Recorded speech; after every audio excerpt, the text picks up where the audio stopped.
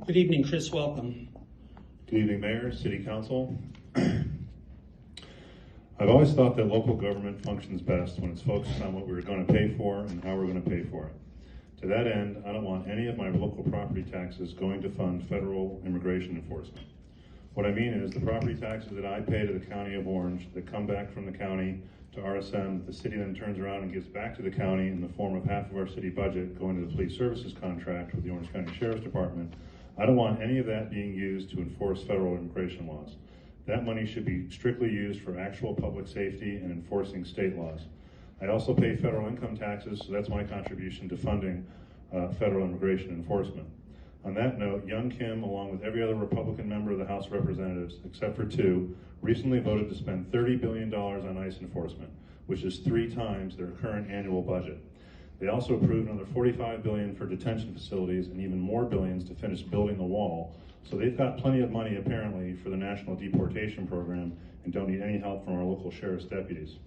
The thing is, though, and this is what has really gotten really twisted with the national narrative on immigration, is that we here in California know the difference between actual criminal aliens who committed real crimes and all of the hardworking, tax-paying brown people who just weren't born here.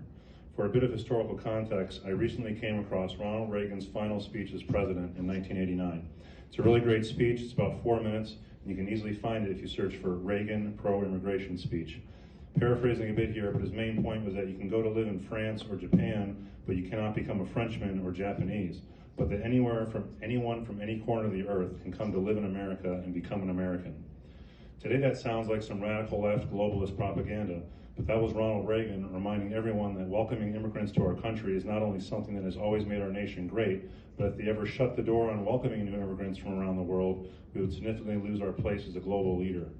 So I'm not sure what happened to the conservative movement in America, but in 36 years we went from Ronald Reagan and a shining city on a hill and the U.S. being a beacon of freedom and hope for the world to Stephen Miller and everyone who wasn't born here needs to go, regardless of whether they've committed a real crime or not. So I don't know what the rest of the country, but here in California, we aren't confused about immigrants being bad for America. And that's not my words, that's coming from Ronald Reagan, the former governor of California and the patron saint of the modern Republican Party. Here we can tell the difference between a gang member with tattoos covering his face and neck and an old guy in Anaheim who's been mowing lawns here for 30 years, whose 3 sons all stepped on the yellow footprints at Paris Island. So I don't want any of my local property taxes that are dedicated for local law enforcement to go towards helping ICE. I would expect our police services to respond to a request from ICE for assistance with a hard no. Here we know that if you're using tax records to target illegals, it was never about immigrants not paying taxes. If you're raiding workplaces to round up deportees, it was never about immigrants not having a job. If you're deporting women and children, it was never about criminal gang members.